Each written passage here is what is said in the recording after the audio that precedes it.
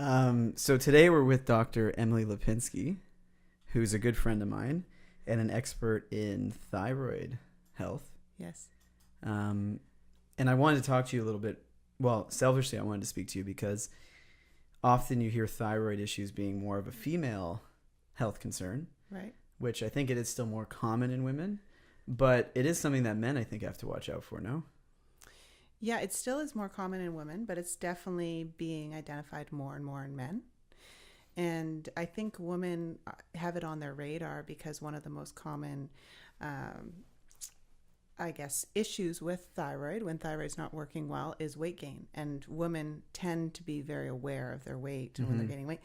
And then on the other hand, when men start gaining weight, sometimes they think, oh, maybe I'm not eating right, or I'm just being lazy, I'm not working out as much. Maybe they wouldn't actually think, oh, it could be my thyroid, it could be hormonal imbalance.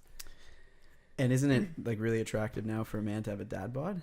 So it's almost like they won't pay attention because they're into that new body. Sure. Yeah. I love how that became an attractive thing. A the dad bod, yeah. Yeah. What exactly is like the full dad bod? From my understanding, it started with Leonardo DiCaprio. He was just shirtless at a beach and someone took a photo. They're like, how do we make Leo still hot? I think is what it was. But is he a dad? No, he just had the bod of a dad. That's which very is confusing. I think it's a guy who works out. Actually, Colin, maybe you can get the real definition. I would say you're the exact definition. The dad bod? Yeah. It's a guy who works out. Like you can tell he works out. Yeah. He lifts, chiseled shoulders, chiseled back, chiseled arms, right? Chiseled arms. But he still has that little bit of a belly.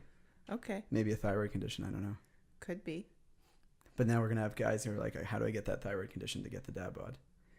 Right.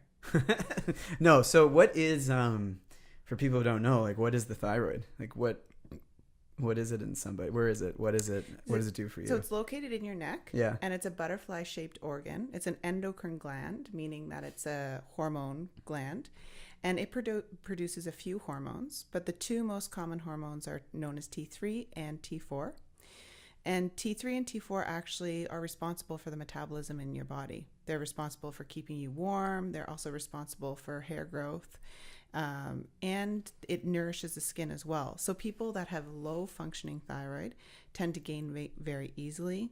They feel very cold, especially cold hands, cold feet. They might notice hair loss. And often they'll notice some change in their skin as well. Not all the time. They may also notice a bit of constipation, so not going to the washroom every day. Okay. So that's not something good to have with No. thyroid issues. No. So a lot of those symptoms, of course, some people might just push them aside and say it's no big deal or it's part of aging, but it could be the hormonal imbalance. And how does one start to wreck their thyroid in their life? Like what takes someone from having a healthy functioning thyroid into someone who's turning hypothyroid or hyperthyroid or... Well, the most common cause of hypothyroidism in North America is autoimmune disease. So there's a few different reasons why someone would develop autoimmune. Disease stress is definitely a big factor. Exposure to toxins, pesticides, drug use, various kinds over the life. I mean, talking about pharmaceutical drug use or illegal drug use can also wreak havoc on the immune system. Does marijuana count as drug use? Yes. Because it's now legal. It is. But As of today, alcohol I is think. still a drug too, right? So if someone's been drinking a lot over their life, that can change the immune system over time. It could affect the gut. I'm sure marijuana does something we probably don't know enough yet, but it still is a substance that you're using. Some people use on a daily basis. Mm-hmm. Thyroid. So when somebody says, I'm a little bit heavier because of a thyroid issue, Yeah. how much weight do you think in a person can like having hypothyroidism put them over the scale? Like, is there a number that we know? Is it like 20 pounds, 30 It's different pounds? for everyone. And sometimes people have low thyroid function, but they actually don't, their weight doesn't change. Some people, they notice it's, this 5 to 10 pounds that they can't get off. I've had patients where it's, 20, 30, 40 pounds overweight. And once they identify that it's their thyroid and have proper treatment, maybe get on medication, change their diet, that weight easily comes off. That's crazy. I wonder if I have a thyroid issue, which is why I have the dad bod. You should get your hormones checked. How do I get them checked? What do I do? Blood work is the easiest way to get thyroid hormones checked. And the blood test is something that we should touch on because the most common and basic blood test in North America is called TSH, thyroid stimulating hormone. And that's what most medical professionals run. However, that only just shows a little snapshot of your thyroid function. It doesn't show the T3 and the T4, those hormones we spoke about that's responsible for metabolism and keeping a healthy body temperature as well. And the TSH also doesn't show if you have the autoimmune response happening in your body. So I really tell patients or people that are interested, if their thyroid is functioning well, to not just have the TSH test, but to also have the T3, the T4, and the TPO, the thyroid antibodies run. What is the autoimmune condition? So autoimmune really means that your immune system is starting to attack your own body in some way, shape, or form. So the immune system is basically runs in our body to attack foreign substances, most commonly viruses and bacteria. But sometimes things change and things go awry for various reasons, and then the immune system will start to attack, in a hypothyroid case, in an autoimmune hypothyroid case, the thyroid. There's other forms of autoimmune disease, such as like Crohn's and colitis, let's say, and in that case, the immune system's attacking the gastrointestinal tract. So some people don't realize that link between thyroid and immune system, but it is really important, especially when addressing thyroid from a root cause. If we're just seeing that someone has hypothyroid, you go in, you get that blood test from your doctor, you get put on medication because you're hypothyroid. You're just on medication. It's kind of like a Band-Aid. You don't know if it's autoimmune or not. If it is autoimmune, then we can dig so much deeper and we can address it multiple ways. I think I was at a conference once and they were saying that all autoimmune conditions start with the thyroid. Is that true, or am I misquoting that? Like if you have any other autoimmune condition, you also have one that attacks your thyroid. I don't know if that's actually true. I know most autoimmune conditions do start with the gut. They start with the gastrointestinal system, with leaky gut or SIBO, which I'm not sure if you've spoken about on your other podcast. Well, we have, but maybe this is the first time someone's heard one of our podcasts. Okay. Do you want to talk about leaky gut? Well, that's a whole nother can of worms. But basically, it means that the integrity of the gut is not as good as it should be. And there's a substance that becomes released known as zonulin. And this is actually a new concept in medicine. We didn't identify zonulin until the early 2000s. But when too much of the substance is secreted, little gaps in the intestines start to open. It's not like holes, but little, it's almost like a sieve that starts to get wider. So when that happens, we have particles getting out into the blood system. The body sees them as foreign. And then the immune system starts to attack these particles in an abnormal way, and that can cause autoimmune response. You know what's bad? I've been watching a lot of Bruno and Borat, and I'm trying to think of questions to ask you, and in the back of my head, I keep having like joking ones I want to ask you, but I want to keep this serious. Okay. So it's like there's two parts of my brain like, no, keep on track, and the other one's like, what would Bruno do in this? I wouldn't know. I wouldn't know. You've ever seen Bruno? No, I've never seen Bruno. I'll show you some clips afterwards. Okay. It's a good prescription for people who don't laugh. But so I want to know, you have all these things you can focus on as a doctor, and you've honed in on the thyroid. Yes. And what's the reasons why you picked that over the gut? Like if you think gut's so important, why was that not your like main focus? Why did you go to the thyroid? Well, because I have hypothyroid myself, and I had these symptoms for years of gaining weight despite a healthy diet and lots of exercise, feeling cold all the time. My hair was starting to thin out, and I kept going to my medical doctor saying something's wrong, and all the tests were run, including the TSH test that we spoke about, and he just said, no, everything's fine. You need to exercise more. You need to eat less. And that just wasn't working for me at all.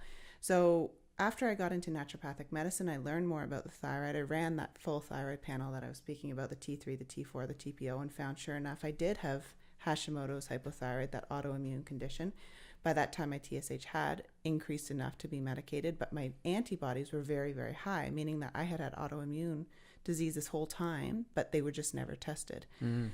So after that experience, and then healing my own thyroid through diet and lifestyle interventions, I really wanted to help as many other people as I can, because we know that for women, as I said, 1 in 8 women will develop hypothyroid in their life. That number's smaller for men, but it is increasing. This is becoming a really, really big issue in medicine. And I still don't think it's properly addressed by just providing a patient with medication. There's so much more we can do. It has to be so frustrating living with something like every day telling yourself you know something's wrong, you go to the regular doctor. Yeah, and it went on for years, probably 5 or 6 years, and we know that autoimmune response is elevated for on average at least 5 years before the hormones change. So in that sense, if we can catch the autoimmune piece and find out, like, let's say you went to be tested today and you saw those autoimmune antibodies coming up, well, then you can act in a preventative way and help to bring them down in hopes of never needing medication. But we don't learn about this. That's not traditional. Right. Like if I would go to my regular doctor, they would never think of most likely no. No, you'd have to ask for it or go to a functional medicine doctor or naturopathic doctor who's aware of this. Man, I wonder how much money we could save if we could diagnose people early. Like, not just think about money, like people's lives would get better, but we're always talking about like our healthcare system being overburdened. Right. But then also if you have the antibodies that are elevated, you also have to be willing to do the work to reduce the antibodies through different lifestyle changes or dietary changes, because there's no magic pill to bring the antibodies down. In that sense, I think it's great because then you don't need to depend on medication. With thyroid medication, once someone's on it for, there's no magic number. It's somewhere between 8 weeks to 8 months. They're on it for the rest of their life, essentially. And what's the most common one? Synthroid? Yeah, levoxythyrene is the generic name. So it's just T4. Wow.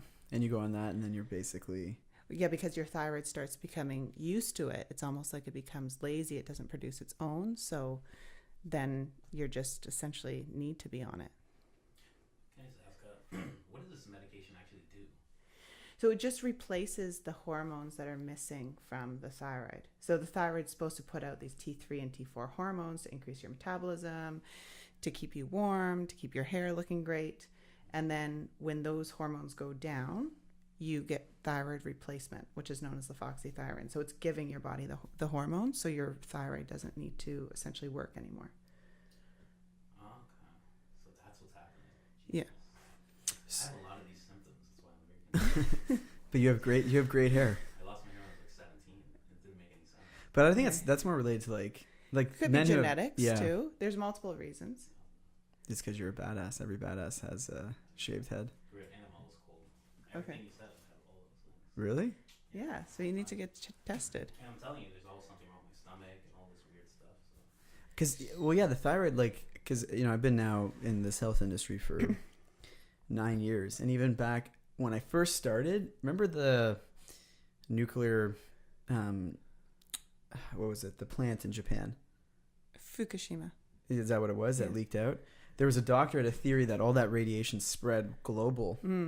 And that one of the first things it attacked was people's thyroids. Right. I don't know if there was any evidence backing it, but he's like, watch over the next 10 to 15 years, you're going to see people's thyroids start to give out unless they go on iodine or, I think you're saying baking soda can help too for some weird reason. Right. But well, with the radiation, there was Chernobyl back, maybe Colin? long time ago. Yeah. Ukraine and Poland, it really affected Ukraine and Poland. And from that, we do know that there was multiple thyroid conditions in those areas from that. Like it elevated afterwards? Absolutely, yeah. Interesting. Yeah, but there's many reasons why this autoimmune issue's coming up, as I mentioned, with just the way we live now, with the amount of stress in our day-to-day lives, also processed food, things we know like NSAIDs, non-steroidal anti-inflammatory drugs. So things like Advil, which is commonly taken, we know that can cause gut permeability.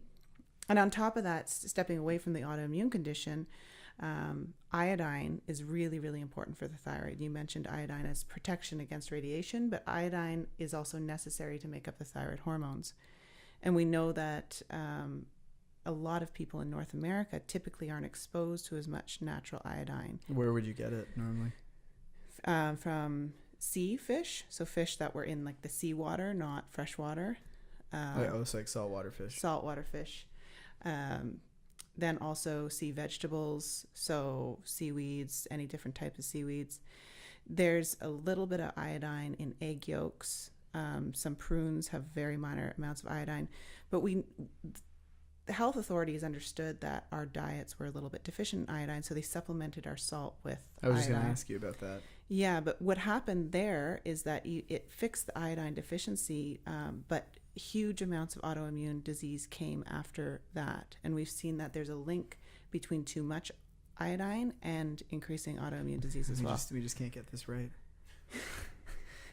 We just can't get this right. So iodine's very debated in the thyroid World. Yeah. What does Himalayan sea salt have iodine? Not very much. Because they don't add anything extra. No. And it also might be because the type of iodine, there's naturally occurring iodine in the seawater. Iodine used to be added to salt known as potassium iodine, which is fairly easy to absorb.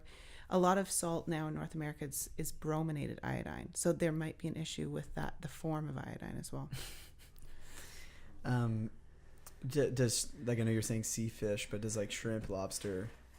Yeah, it all has iodine. The fish that has the highest amount of iodine is cod.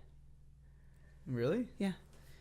So is there a link between, like, have you ever looked at people who live near an ocean and like thyroid issues versus like inland people? I'm sure they have. I haven't taken a look at that, but I'm sure there is some sort of link. Do you know what this means, Colin? What? We got to eat more sushi. Maybe. I mean, I have an aunt. She grew up in Barbados, and they were like all fine then. But then she came to Canada. She's been here. Then she had real bad thyroid problems. Yeah. I think there's something here, like, because, you know, I don't know how much this is related, but I had a cousin in Italy, and he came here, and in Italy, he's like, well, he's the same here. He was like 6'2", 8-pack abs, ripped, in great shape. Yeah. And he came here and he started eating the same exact diet as he did in Italy. And within 1 month, he was like lethargic. His abs were gone. He was working out the same. Like, lifestyle was almost identical, yet he was in so much worse condition. Right. Versus when he was back home. Yeah, but the quality, even the wheat is different in Italy compared to here, right? I want to touch on that because we had Dr. John Dempster on, and he was saying how most people need to be away from the wheat here. He was saying gluten, but he's like, the gluten here or the wheat here is much worse. Is there a relation to eating wheat and thyroid issues? Mm-hmm. Absolutely. Particularly the gluten. And the main reason, which isn't actually spoken about a lot, some newer studies that are coming out showing that, so when I spoke about the thyroid producing these T3 and T4 hormones, the thyroid primarily produces T4. It produces T4 in about 90%. And then in the periphery, so in the gastrointestinal tract or in the liver, in the kidneys, it converts the T3 to the T4 to the T3 molecule. The T3 molecule is the active form of the hormone. So essentially the thyroid's putting out this inactive form, and it's requiring the body and the gut to make it into its active form. We know that gluten, and too much gluten, seems to reduce the amount that the T4 is converted into the T3. So it reduces the ability for the thyroid to make this active hormone, essentially. There's also some theories that the gluten molecule may mimic some particles in the thyroid. So if you already have autoimmune disease, the gluten could essentially enhance the autoimmune disease. I know that in a clinical setting, if my patients do have autoimmune hypothyroid, they do go on a gluten-free diet, and that alone significantly improves symptoms. And there's one small study that came out a few years ago showing that individuals that had early stage autoimmune disease, so as I was saying, like you went to the doctor, maybe your TSH hasn't come up high enough yet to be medicated, but you see that you have this early stage antibodies rising, just going gluten-free actually completely reversed the autoimmune cascade in these individuals. And gluten's not just in bread, right? Like, it's found in barley, wheat, rye, pasta, spelt, kamut. It's found in a lot of different grains. So it's not just about being wheat free. That's right. Gluten it's a protein molecule that acts as it sounds. Like it's gluten, it's gluey, it's sticky. So it helps bread rise, and it helps make those like beautiful crispy like rolls and baguettes that a lot of people love. In North America, the wheat has actually been modified to produce higher amounts of gluten than it has been in other parts of the world, which may be part of the issue. Why is it like that here? because people, it's supply and demand. A lot of the bakers and people wanted it to be more fluffy and more gluey, right? I had a friend who moved here from Iran, and she said when she first got to the grocery store, she was looking at like the tomatoes and the apples and everything looked so gorgeous. And she's like, I bit it and it was like, where's Tasteless? the flavor? Yeah.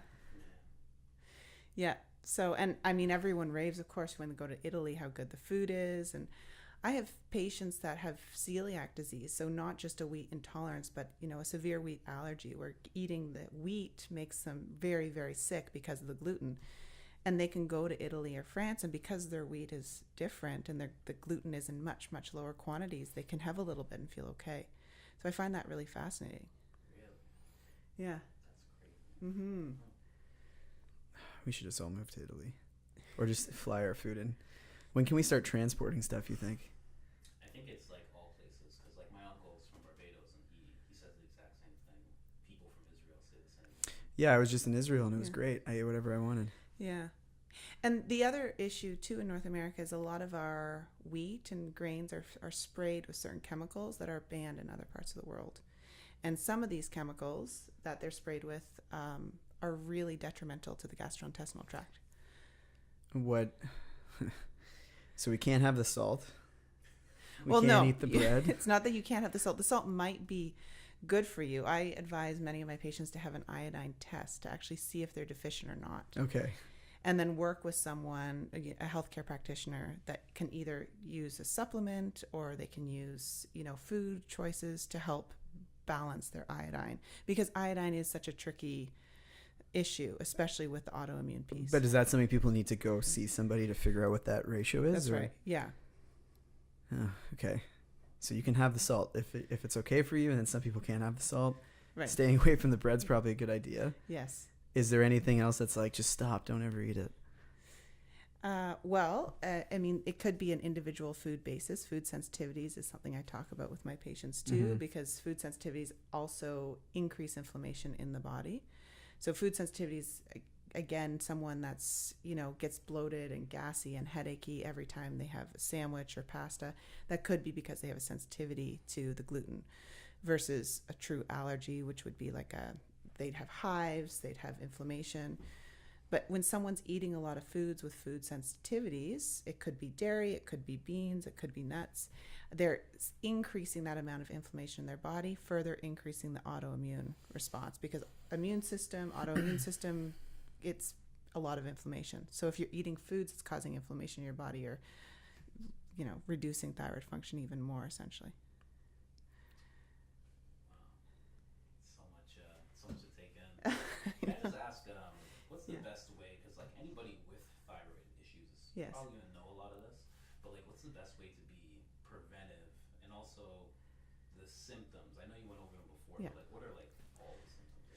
Okay, so the main symptom, symptom that people go in and finally see their doctor or physician about is weight changes. Typically gaining weight without any change to their... gaining weight without any change in diet or lifestyle and activity. But how much, I know I asked you jokingly before, but how much weight are we talking? Is it like 5 pounds? Or It could be 5 pounds, it could be 20 pounds, it could be 40 pounds. So it's all dependent on the person. Right. Okay. So that's but again, as with any other condition, you know, this is the textbook signs and symptoms. That doesn't mean that just because you don't have weight gain, it doesn't mean that your thyroid's functioning perfectly. Some of the other symptoms are brain fog, feeling like you can't actually find the words for what you're trying to get out, feeling very, very fatigued, dry hair, skin, and nails, mood changes, irritability, depression, hair loss, and then constipation. And then there was the other question you asked. Yeah, like what's the best way to like prevent all this? So let's say somebody's like just experiencing like 4 of those symptoms and they want to like be active about it. So I'd say first you want to make sure you don't have the early stage autoimmune, because we know that early autoimmune disease or those antibodies can be elevated 5 years before your thyroid actually really starts to really, really slow down. So if you know that you already have a little bit of antibodies, you're starting down that path, it gives you more information to work with. In that case, if you found out that you had some antibodies developing to your thyroid, but your thyroid was functioning normally otherwise, you can start, as we spoke about, doing, reducing gluten in your diet. Maybe not going completely gluten-free, but reducing the amount of gluten you eat. Reducing stress in your lifestyle as well, because too much stress increases the cortisol in your body. Cortisol is known as a stress hormone, and elevated cortisol is not great for thyroid function. Then also making sure that you just really focus on a real foods diet. So taking out a lot of the crap in your diet, packaged foods, processed foods, all that crappy trans fat stuff. That makes a big difference in terms of hormonal balance. I feel we need to make like you always have like the letters, they'll say like crap, like C will stand for something, R will stand for something, and make it related to bad foods. I don't know how we could do that though. Crap, consumables. No, wait, all foods consumables. You just have to name the crappy Colin, I think we have our project tonight. We're going to do that. Name crappy foods? Like an acronym that makes up crap for foods. Oh. You get what I'm saying? Like processed will be the P. Yeah, I think you'll be on your own for that. Okay, fine. You're good. That'll be a bathroom project. Crap, I'm crapping. How can I? Anyways, so I've known you for a bit, and I know you as a truth seeker, which is pretty fitting for your website. Yes. Which is Thyroid Truths. Yeah, that's right. Yeah. How's that project been? It's been great. So with Thyroid Truths, I'm really, blogging about exactly what we're talking here today, about some of the misconceptions about thyroid. I really want to get the message out that thyroid, if caught early, you can get kind of back on track. And that there's so much more than just medication. As we keep kind of coming back to, there's this diet and lifestyle piece. There's so much we can do with food, and really use food as medicine to help our thyroid. And then the lifestyle aspect as well, that making sure we do enough self-care and have enough downtime really, really affects hormonal balance. Whether it's thyroid or some other form of hormonal imbalance, stress reduction is key. Yeah. What's your favorite thing you do to relax? I like baths. I also do a lot of stretching, sometimes just lying down on the couch and meditating. And getting out in nature is really important for me too. If I'm napping, is that considered meditating? No. Because I lie down on the couch, I pass out. Yeah, a lot of people think that way. TV? Do you watch TV? Just recently in my pregnancy. What are you watching? I am watching, because of the unfortunate Anthony Bourdain event recently, I'm watching his show, The Layover, right now. But typically I like documentaries, nature documentaries on interesting people. You haven't gone to Banyo recently, right? No, I haven't. There's a sauna in Toronto that's like a Russian sauna. Well, I don't know why I'm quoting. It's a Russian sauna. Yeah. And they have 3 different saunas. They have like a big Russian sauna. They have a Finnish sauna, a steam room, and then this cold shower that you dip in, or cold bathtub. Pool. Yeah. And then they have this like thing, like a wooden bucket that you'll pour on yourself. That's 2-degree water. Yeah. But they always have this one nature documentary on repeat. Yeah. And I've been going there now for 3 years, and it's the same nature documentary 24/7. It's in Russian sometimes. Though. Yeah. Well, yeah. And I'm like, why? Is there a new one? And they're just like, nature isn't new. It's the same thing that's always been. Yeah. I guess it's for relaxation purposes. Well, yeah, you sit there and you watch like it's so stressful though. Yeah. Because you're seeing like this one helpless like giraffe. I haven't seen that part. Maybe not giraffe. Like, did you see the one with this lizard had to run through like a snake pit? I don't missed that one too. You ever hear the expression, you'll miss the forest if you focus on the trees? Yeah. You're focusing on the TV there. That's right. Forget about all that. Just relax. I am normally so relaxed. How is that for thyroid health? Is that like a good thing to do? What? Hydrotherapy? It is. Yeah. And sauna in general. I mean, the other aspect of thyroid that's had some research put to it is looking at how different toxins affect the thyroid, especially perfumes, fragrances, so colognes, creams, and body washes, body rinses that do have perfume or fragrance in them have something called parabens. And parabens we know reduce thyroid function. Could that be a reason why women have it more commonly than men? Could Not that men don't shower. Yeah, but still some men are using a lot of cologne, or they're using deodorant that has certain chemicals in it that's really bad for hormone balance. So, these are all aspects that are up and coming, but we do know for sure the parabens are not good for thyroid, and using saunas and detoxing can help to reduce some of that burden on the hormonal system. I just got my excuse for if I smell at work during the summer. I can't put on deodorant. I think I might have a thyroid issue. You can put on natural deodorant. No, it's fine. Is Tom's okay? Tom's isn't bad. Yeah.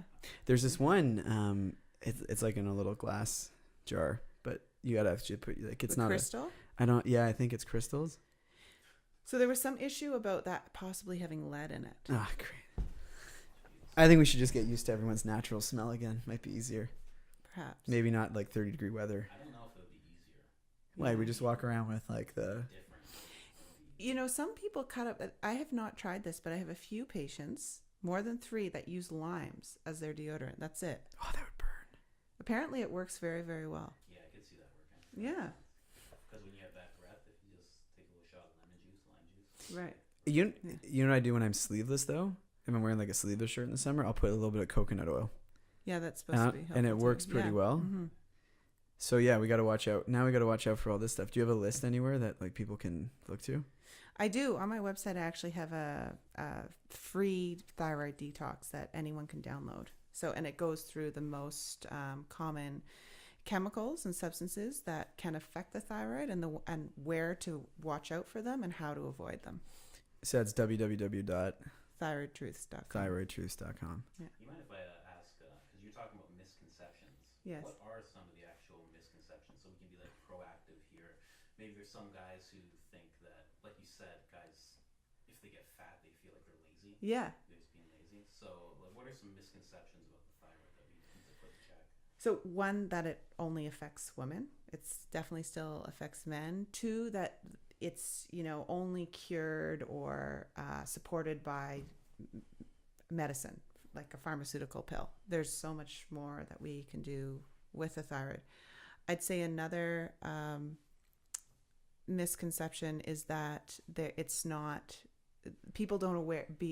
not aware of that link between the immune system and the thyroid, which is so important, especially because 80% of the cases now that we see is from autoimmune disease, and that's not spoken about readily. So once people understand that connection and understand what they can do for their autoimmune issue, that's going to help a lot of people. Mm-hmm. What else is there in terms of misconceptions? Is there anything else? I'm just thinking for myself. Really. Yeah, is there anything else? Like, for me, I'm thinking like, damn it, I failed grade 10 math. Was that my thyroid conking out my brain? I'd say something I talk about too that was I didn't actually fail grade 10 math, but go on. We already raised was the iodine issue. When you go out to a natural health food store, if someone's aware that they might have a thyroid issue, or their doctor said this is something you've got to watch, or if it runs in their family, they might go to a health food store and just pick off the shelf some supplement that has that says thyroid support. I'd say about 90% of those supplements have iodine in them. So that's really important to know, because as I mentioned before, if you have the autoimmune form of thyroid, which 80% of people do, taking iodine might make your issue worse. So people are trying to help themselves, especially in this, natural way. Information way too. We know that over 75% of Canadians are now using natural health products, which is great. It's exciting. People want to help heal themselves naturally, but we know that sometimes they could do more damage than good. So can we get that in check? So if your thyroid happens through autoimmune, yes, then you shouldn't take iodine. It needs to be monitored. You need to be monitored. It's not that you shouldn't take it, but if you do take it, it's likely that it might make the situation worse. It might make your antibodies worse. Like you could be putting gasoline on a fire kind of thing. That's right. So then what are the other ways? Because I was going to ask you, what comes first, autoimmune disease or the thyroid issue? Autoimmune, always. Okay. If you have the autoimmune form of hypothyroidism. 80% of people who have thyroid issues have. That's right. Wow. That's a lot of math we have right now. Yeah. Yeah. Jeez. I think we need to call and maybe we'll get you a test.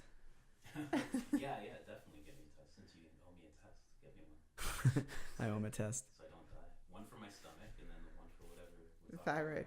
I mean, and I guess that's the other misconception, that if you typically how the thyroid's been tested in North America is that it's just the TSH test that's run. If you go to the doctor and you say, I think I have a thyroid problem, or if you're over a certain age and you're just getting a physical, TSH is sometimes run. But not the T4 and the T3? No.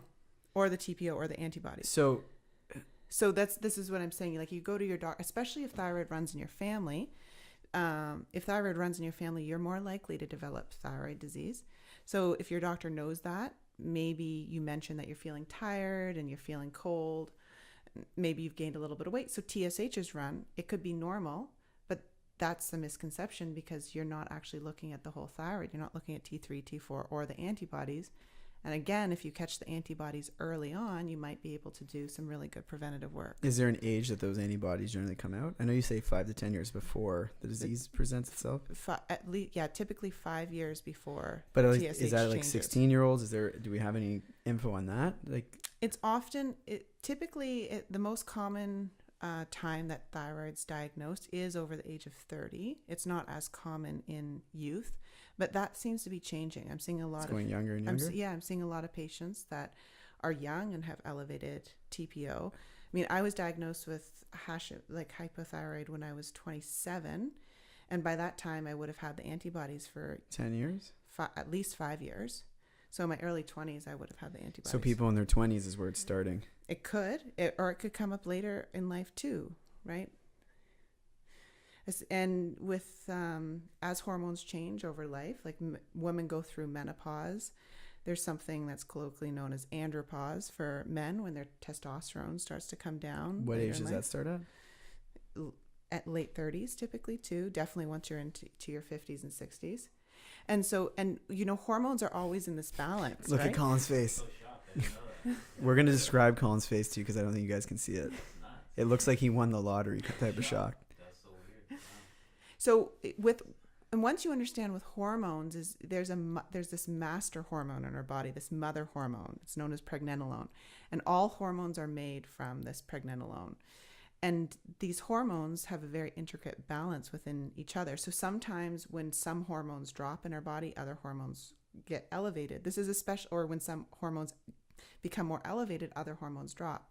So as I spoke about stress, if someone's really stressed out and they're asking their body to make more cortisol to deal with all the stress, and stress is real or perceived. So if we're running from a bear in the woods, cortisol goes up. Freak me out. But if we are just stressing about, what's going on with our life or our finances or, having road rage, cortisol also goes up in the body. Even though there's no real threat, we're just running these thoughts in our mind. So we're asking our body to make more and more cortisol. Well, then the body has to reduce the amount of this feeder hormone, this mother hormone, to other hormones like testosterone or thyroid in the body. So that's why this hormone balance becomes very, very intricate, but it's really fascinating how it all works and why the stress part comes into play so importantly. Do you find yourself with less or more road rage now that you're pregnant? Do you mind if I interject? Why? That's a relevant question. I'm just curious. What can we ask our doctors? Because I have a doctor who doesn't believe much in this stuff. They don't know much about it. So you mentioned TSH. TSH. So is that what are some things that we can I don't want to say put ourselves on even footing with our doctors, but kind of say I want to look into this and I want to look into that instead of just bringing up symptoms that they might not need. So TSH, as I said, that's the most standard hormone test, and that's pretty easy to get done. If you say I feel like I could have thyroid issues, I want to take a peek at TSH, that's really easy. But really the knowledge comes, especially if TSH is normal, in having the T3, T4, and TPO run. And TPO is those antibodies I keep talking about. So if your MD won't run them, there's always going to a functional medicine doctor, a naturopathic doctor. I've had patients decide that they really want to get their hormones tested. They live in Canada. They want their hormones tested under OHIP. So they'll go to a walk-in clinic and just ask for that hormone panel. Do they generally give it to you if you ask? Typically. I've had a lot of patients have success with that. Really? The walk-in clinic can get your hormones tested? Yeah. But you just get blood work and go to the lab, right? But any naturopathic doctor in Ontario can run these tests as well. Actually, I think Canada-wide. Most places. I think BC they can. Alberta they can. Prairies? Saskatchewan and Manitoba, I don't know. Okay. But Alberta, I'm pretty sure they can. And then if you go into a functional medicine doctor, so typically they're medical doctors, but they've had additional training in these sorts of areas. We're really digging deeper into hormonal balance or how the body system works in this way. They'd definitely be willing and, knowledgeable in these areas. The one problem I see, Colin, is like you go to the doctor, you might even ask them to run these tests, but do most of them, outside of giving you that prescription, do they guide you in any positive way, you think? Well, no, and some of my friends that are in the conventional medical system, practicing physicians in the conventional medical system say, well, it doesn't matter if the individual has Hashimoto's or just overt hypothyroid that's not autoimmune driven. We still provide the same prescription. So for us, it's not a big deal. From a naturopathic standpoint or a functional medicine standpoint, it's a really big deal because it's, if you have autoimmune disease and you reduce the autoimmune cascade in your body, well, then you're reducing the burden on your thyroid so it can function better. So if you get the TPOs back from your conventional medicine doctor, from the walk-in clinic, you find out they're elevated, you don't have any answers further that way, I would definitely suggest going to a naturopathic doctor, a functional medicine doctor. Your program that you have online. Yes. Can somebody, like if Colin, we're going to use you as an example, Colin. Colin goes to his doctor. Yeah. He asks for all the tests. They come back. They're worrisome in a way. His doctor gives him a prescription, doesn't want to go down that route. And let's say he doesn't have a doctor in his area, a naturopath or somebody. Does your program help people? Can they come to you from a distance and work with you, or what? So that I'm in the process of setting up right now. But the Thyroid Truths Diet Guide is just basically outlines the best things to eat, the best foods to avoid for thyroid balance, looking at it from an autoimmune perspective and a perspective not autoimmune at all. But if someone's offered medication because the thyroid is so out of balance that they need medication, then that's something that, medication might actually be necessary even for a short amount of time. There's other options though, in terms of just levothyroxine. There's desiccated thyroid medication too, that sometimes isn't available from a conventional medicine doctor. You have to go to a naturopath or a functional med doctor. What is desiccated thyroid? So desiccated thyroid is it's essentially desiccated porcine thyroid. So it's a thyroid from a pig. It's still prescription. It still comes from the pharmacy, but it contains T3 and T4 hormones versus just what you mentioned, the synthroid, the levothyroxine, that's just T4. So you're telling your body, you're giving the T4, but remember T4 is the inactive hormone. So then you're asking your body to make the active hormone. Some people aren't very good at making the active hormone, especially maybe they're eating gluten breakfast, lunch, and dinner, and that gluten's interfering with their ability to convert that medication into the active hormone to help them feel better. On blood tests, their T4 and their TSH might be normal, but the patient's symptoms might not change. So that's why we have this desiccated thyroid that gives the patient the active and inactive form. So even if their diet doesn't change as much, or they don't have the ability to convert as well, they can still reduce their symptoms. I think we got to check out that diet guide. Yeah, definitely. But when it comes to this whole guide, your program and everything, Yes. I know there's a lot to it. So I know if you give up this little secret, then it won't be that bad. But what are some foods? Give us a top 3 of things to avoid. So there's a few aspects I touch on, and the guide really explains why each aspect's important. But one of the first things is touching on, the golden rules of an anti-inflammatory diet. So this is a really big topic in medicine and on the internet right now, this anti-inflammatory diet. What exactly does that mean?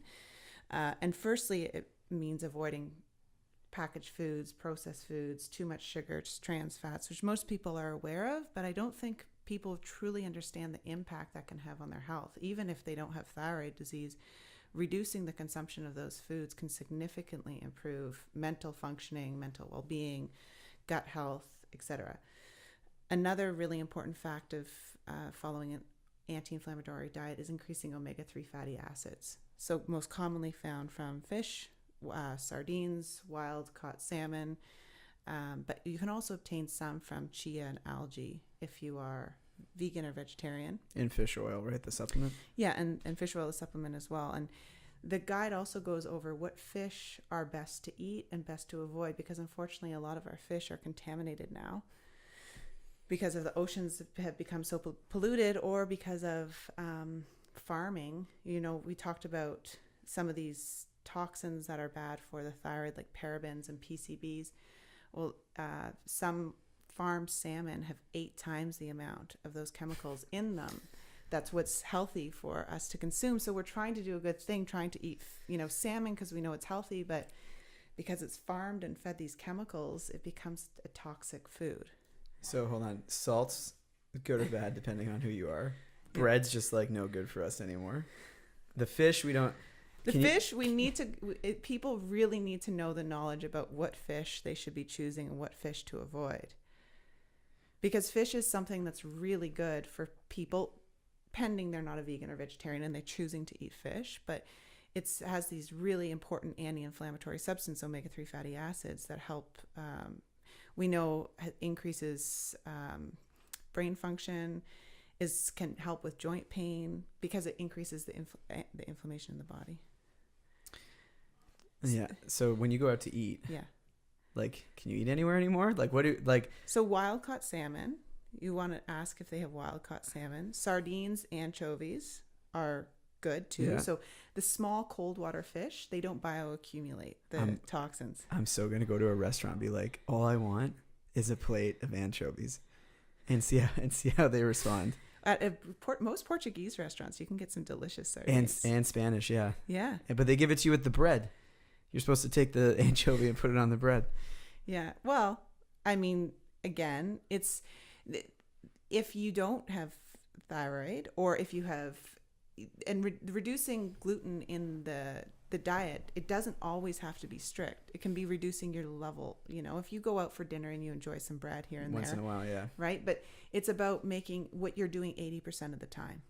And how drastic your disease is. So for me, I chose to reduce gluten completely, 100% for 4 years. And I'm now completely antibody free. So your antibodies in your body should be under 30. And when I first had mine tested at 27, I had almost 500.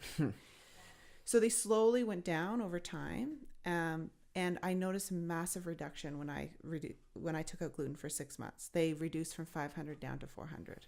And there's some secret culprits to gluten too, like soy sauce. Yeah. You would never think. Some teriyaki sauce. Yeah. Right. A lot of those sauces. A lot of soups to thicken them and stuff. Yeah. The broths. That's right. So it's not just saying, hey, don't have bread. It's like really asking. It's really going a little bit deeper. But again, I was very symptomatic, and the medication helped me to some extent, but I really wanted to push it further. I wanted to feel like my old self again. So it depends how drastic the disease is and what the patient's goals are, or the person's goals are. So, someone that's just looking from a preventative standpoint wants to make sure that their thyroid is going forward, going to function as well as it can. Maybe they have some risk factors for thyroid. Reducing gluten in their diet by not keeping it around at the house too much. So not having bread and cereals that contain gluten for breakfast. When's the last time you guys had cereal for breakfast? I used to eat oatmeal all the time. Then I realized the gluten, so I haven't for a while. What about like remember Cheerios? Oats sometimes doesn't have gluten. So oats can be cross-contaminated with gluten, but oats by nature are gluten-free. So if you look for like a gluten-free oats, then you're safe. We can go to Fiesta Farm down the street. They got a bunch. Yeah. Colin, they just gave you your breakfast back, or Dr. Emily just gave you your breakfast back. I don't eat until 1 now, so. Yeah. Okay. So this is something I want to know. Yeah. Intermittent fasting. I just started doing it I'd say about a month now. Yeah. Is it good for someone with thyroid issues? Is it bad for someone with thyroid issues? Do we know? It's really fascinating. So when you do severe calorie restriction in someone with hypothyroid, they can sometimes have too low of a dip of T3, that active thyroid hormone. So calorie restriction and intermittent fasting, we know does, for a time, reduce T3 in the body. People that have normal functioning thyroids, normal metabolisms can keep up with that. Someone that has overt hypothyroidism, they actually might not reap the same benefits in that instance that someone without thyroid But would. what if somebody eats enough calories, they just close that window? It depends. It depends. It really, I'd say that from what I've seen with patients, it's really patient dependent. Sometimes I think I've seen men have a better experience with it than women. I don't know why that is. And it's the same with ketogenesis. So someone with hypothyroid, I think does a lot better on keto if they are medicated or they have their thyroid in check. I'm going to ask you, what is ketogenesis? Or So, keto? The keto. Most people actually have heard of the keto diet now. It's become so, especially in the last 6 months. Joe Rogan. I know Is it's all that Joe why? Rogan. Yeah. Joe Rogan. He Yeah. just keeps talking Joe about it. Rogan, he had Dom D'Agostino on, and it was like, Okay. boom, everywhere. He talks about it every single episode. Okay. So he's a supporter of it. He's, I think, I don't know him. Do you know him? I know him well enough. Watched 1,100 of his episodes. It's crazy when you think of that, how many hours you've heard Joe Yeah. Rogan speak. Yeah, he's a big believer in like mostly meat, vegetables. Right. I don't think he has a lot of grains or anything anymore. That's Yeah. what he says. But So keto means that you have such little carbohydrates in your diet that your body uses carbs as its main fuel. The brain requires simple sugars as its main fuel. So when you restrict carbs and sugars so drastically in your diet, your body starts looking for the other form of fuel that can feed your brain, which is known as ketone bodies. And those come from fats. So your body actually starts breaking down fat cells to release those ketones to feed the brain. and that's not necessarily good for somebody who's hypothyroid. Because of how it can change the hormone balance. Yeah, some people notice that. And because their metabolism might be slower to start with, it takes them a really, really long time to get into ketogenesis. So, for instance, before my thyroid was as balanced as it is now, I tried the keto diet a few years back with my husband, and he was in keto within about less than 24 hours. His body had shifted to keto right away, but he's got a very high metabolism. He's a runner. He plays tennis. It took me 10 days to get into keto because I didn't have enough, probably with my hormones and enough metabolism going to actually make that shift. And you use a urine stick, right? Yeah, you pee on. Which you can get at health food stores or online or at pharmacies. For everybody who doesn't know what that is. Should we show? Should we go get the strip? I'll show you how to use it. So you measure if you're in keto or not by urinating on this little, what's known as a dipstick, and it shows if you have the keto bodies going in the body or not. How does it show, like a pregnancy test? It just changes color. Yeah. So what does it take to make that shift? He did it in 24 hours. You did it in 10 days. Were you guys doing different things? We were eating the exact same thing, exact same amount. We know that if you eat more fats, you get into keto faster. So that's the other thing that people don't realize with keto. Keto is not just a low carb diet. To truly get into keto, very high fat. 70 to 80% of your diet should be fats. And fasting helps kick you into it faster. That's right. Fasting helps get it faster. Yeah. But of course, your body, the way my body processed the food and how it digested the food and broke down the food and the stores that it had was obviously very different than my husband's, who, his thyroid's always been functioning very well. His hormones were in balance. So his metabolism just geared up and was in it right away. Her husband's built like a gazelle. He's tall, he's lean, runs really fast. Yeah. So maybe are gazelles ketogenic?